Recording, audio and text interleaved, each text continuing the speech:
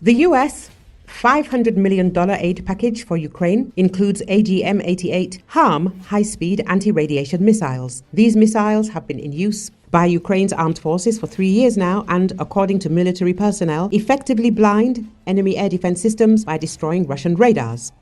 According to Espreso TV, the AGM-88 HARM, or high-speed anti-radiation missile, is an American high-speed anti-radar missile. It was designed for Western-made aircraft to neutralize Soviet-era air defense systems and radar stations emitting electronic signals. The missile was introduced into service in 1983 as a replacement for the AGM-45 Shrike and is capable of locking onto high-frequency radar systems. It is resistant to traditional countermeasures, such as turning off the radar or changing operating frequencies. The missile calculates the target's location and can strike even if the radar system is shut down.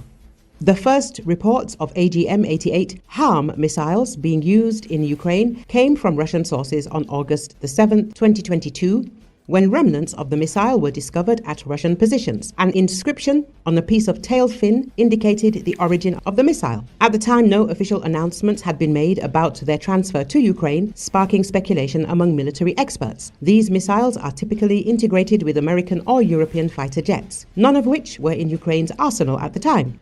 Initially, some suggested that Ukraine had developed ground-based launch systems for these missiles.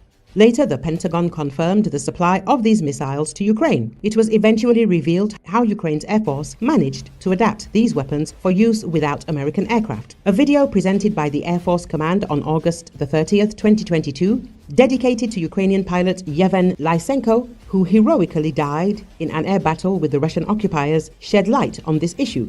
After analyzing the video, the Defense Express authors explained how the MiG-29 was adapted to use the HARMs. For this purpose, a transitional pylon was used, which houses all necessary equipment for pre-launch preparation of the missile. Thanks to it, one MiG can carry 2 AGM-88 HARMs.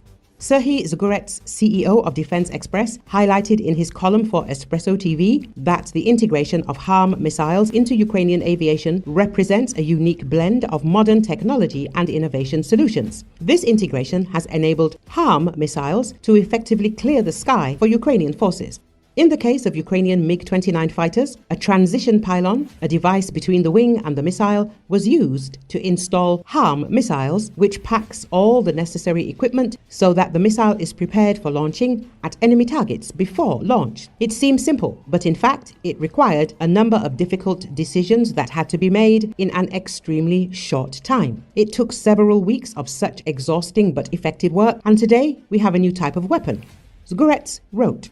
Serhiy Zgurets explained that the MiG-29 is used to hit predetermined battlefield targets. To fire, the pilot ascends to a specific altitude and launches the missile. The HARM missile, with a range of 150 kilometers, then independently locates active enemy radar and destroys it. If the radar is turned off, the missile can still strike the target based on predetermined coordinates. It was later revealed that HARM missiles were integrated not only into the MiG-29 but also into the Su-27.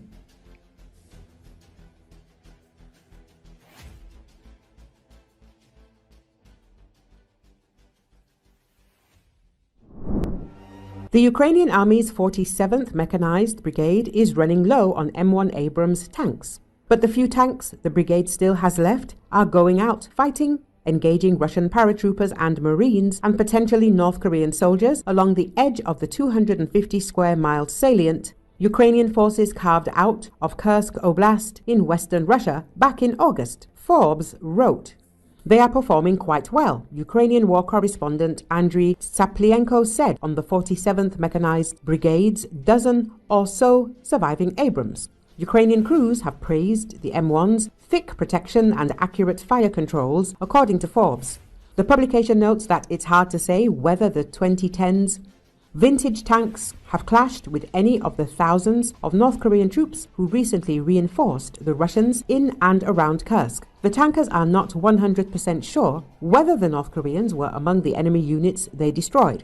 Tsaplienko noted, because the machine gun cannot see the enemy's face. The Forbes says that 47th Mechanized Brigade defends a length of the front line just east of the village of Novoy Vanovka on the western side of the salient. A pair of Russian formations, the 56th Airborne Regiment and the 155th Naval Infantry Brigade, apparently has been trying to advance from Novoivanovka in order to gain control of the neighboring village Leonidovo, a mile to the east along a country road. That road and its branches are equally critical to both sides and equally dangerous. Russian operators flying new fiber optic drones recently immobilized one of the 47th Mechanized Brigade's M1s as the tank rolled down the road. The drones, which are jam-proof because they send and receive data via the fiber instead of the radio, repeatedly hit the 69-ton, four-person Abrams in its engine compartment. The crew survived, according to Rob Lee, an analyst with the Foreign Policy Research Institute in Philadelphia, who has been in contact with the 47th Mechanized Brigade.